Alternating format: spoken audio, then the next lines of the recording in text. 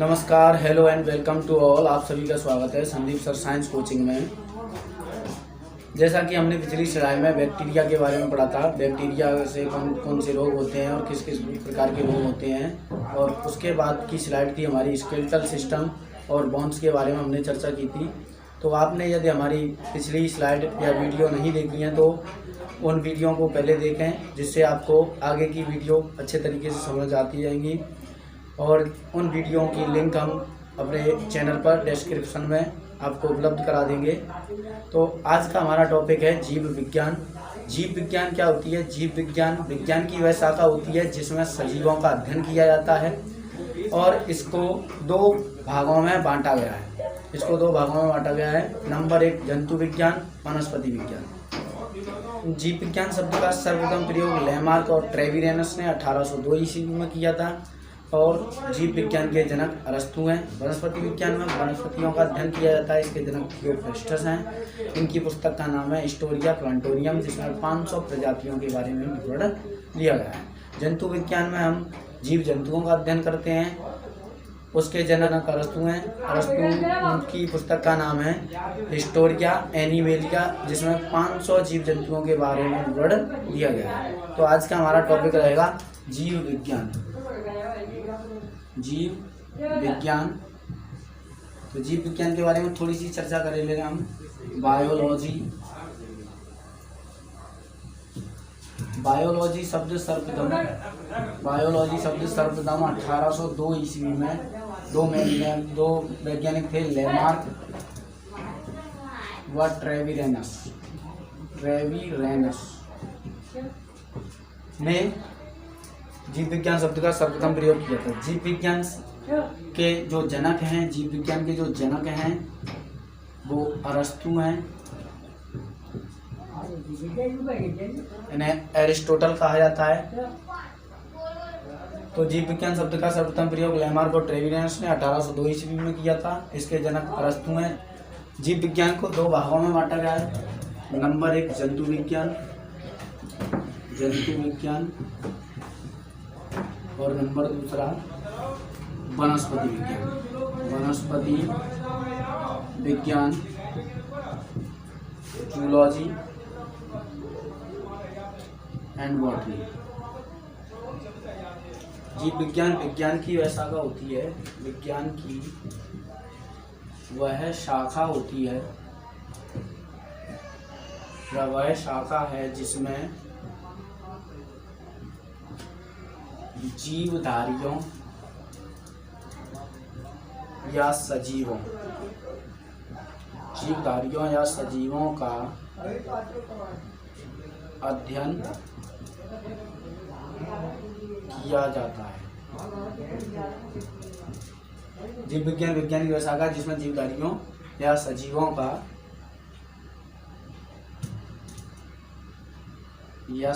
अध्ययन किया जाता है, इसके जनक अरस्तु हैं। और जीव विज्ञान शब्द का सर्वप्रथम प्रयोग लैमार्क और ट्रेविरेनस ने 1802 ईस्वी में किया था। जंतु विज्ञान की वह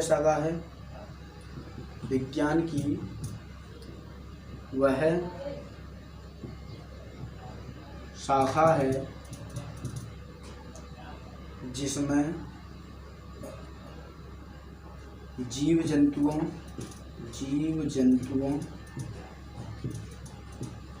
का अध्ययन किया जाता है। जीव जंतुओं का अध्ययन किया जाता है, इसके जनक भी अरस्तु हैं, जो जीव विज्ञान के जनक हैं। इनकी पुस्तक का नाम है हिस्टोरिया एनिमेलिया।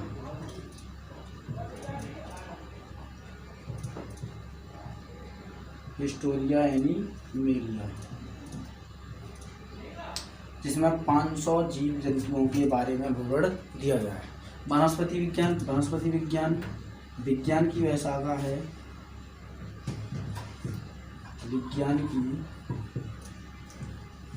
वह शाखा है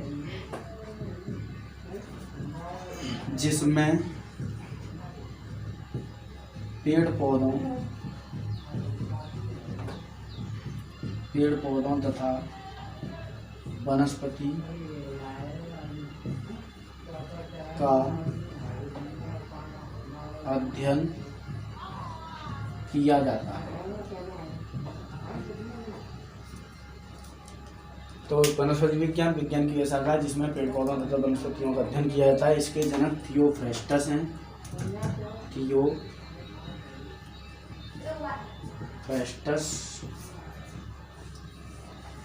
इसके जनक कौन है? थियोफ्रेस्टस। इनकी पुस्तक का नाम है हिस्टोरिया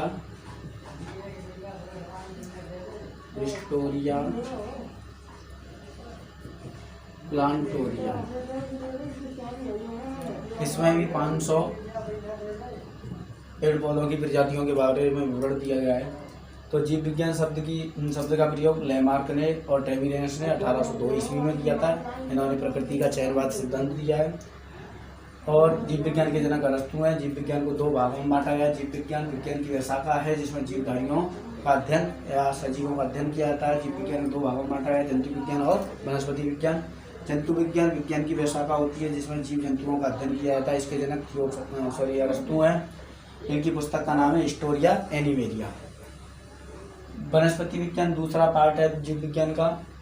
यह विज्ञान की वह शाखा होती है जिसमें पेड़ पौधों तथा वनस्पतियों का अध्ययन किया जाता है। इसके जनक थियोफ्रेस्टस हैं। इनकी पुस्तक का नाम है हिस्टोरिया प्लांटोरियम, जिसमें 500 प्रजातियों के बारे में विवरण दिया गया है।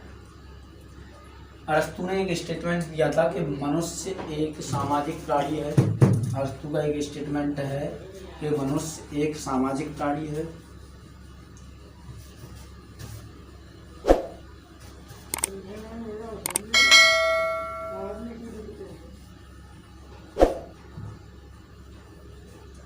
अब ये तो हमारा विषय के बारे में टॉपिक रहा कि जीव विज्ञान क्या थी। आज का हमारा टॉपिक है क्लास 12th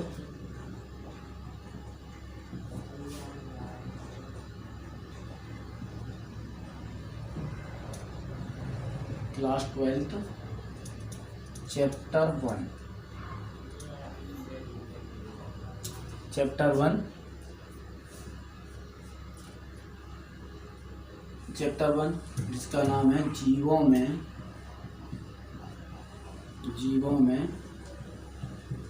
जन्म,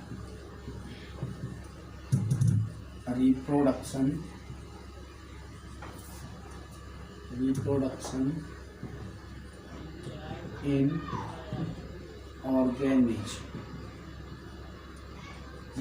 इन ऑर्गेनिज्म। तो जीव विज्ञान का पहला टॉपिक क्या है क्लास 12 का? जीवों में जनन, रिप्रोडक्शन इन ऑर्गेनिज्म। तो जीवों में जनन एक प्रक्रिया होती है जिससे कोई भी जीव जाति अपनी संतति या अपनी पीढ़ी को पीढ़ी दर पीढ़ी, किसी भी जीव के जन्म से मृत्यु तक की जो अवधि होती है उसका जीवन काल या जीवन अवधि कहा जाता है। प्रत्येक जीव अपनी पीढ़ियों की या आनुवंशिक वृद्धि के लिए जीव जनन करते हैं, जिससे उनकी जो पीढ़ियाँ होती हैं पीढ़ी दर पीढ़ी ग्रोथ करती रहती हैं। और जिस पीढ़ी में प्रजनन क्रिया रुक जाती है तो उस पीढ़ी का धीमे धीमे क्या हो जाता है? अंत होता जाता है। तो जनन के बारे में समझेंगे। जनन क्या है?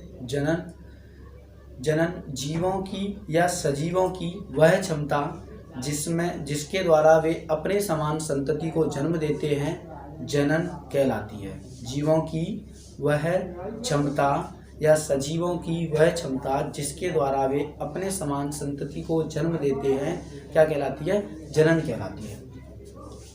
तो जनन की परिभाषा क्या लिखेंगे?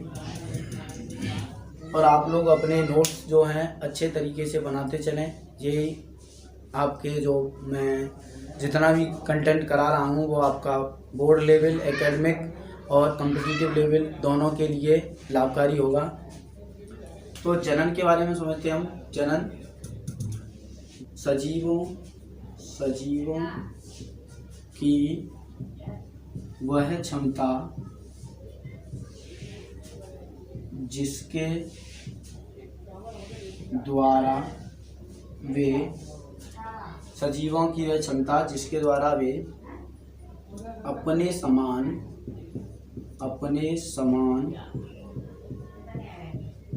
संतति को जन्म देते हैं, जन्म देते हैं, जनन कहलाती है, जनन कहलाती है। सजीवों की वह क्षमता जिसके द्वारा वे अपने समान संतति को जन्म देते हैं जनन कहलाती है। जनन प्रक्रिया दो प्रकार से होती है। नंबर एक, यहाँ लिखते हैं जनन के प्रकार, जनन के प्रकार। जनन दो प्रकार का होता है, दो प्रकार का होता है।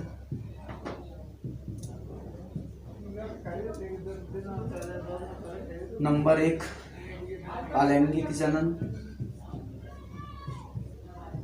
अलैंगिक जनन, और नंबर दूसरा होता है लैंगिक जनन।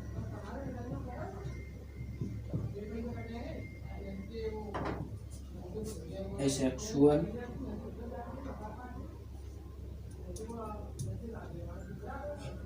रिप्रोडक्शन, ये होता है सेक्सुअल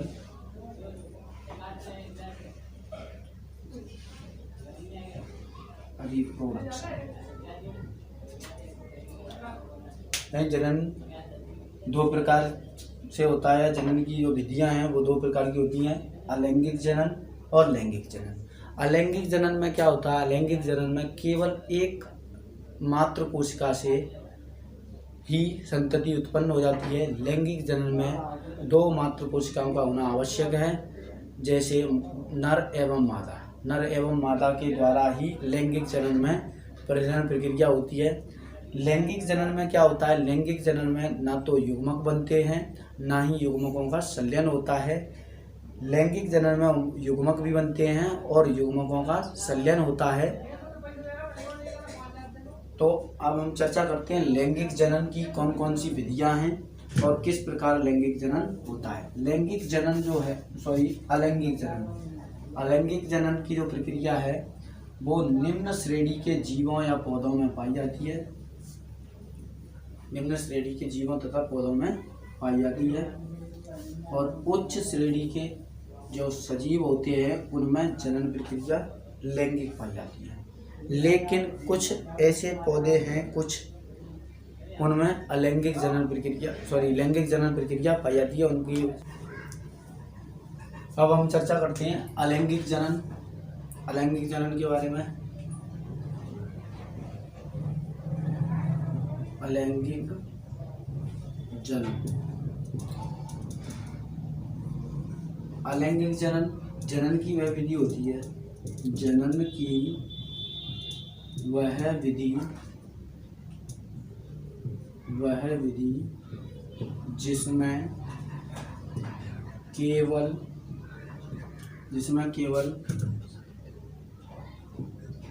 एक जनक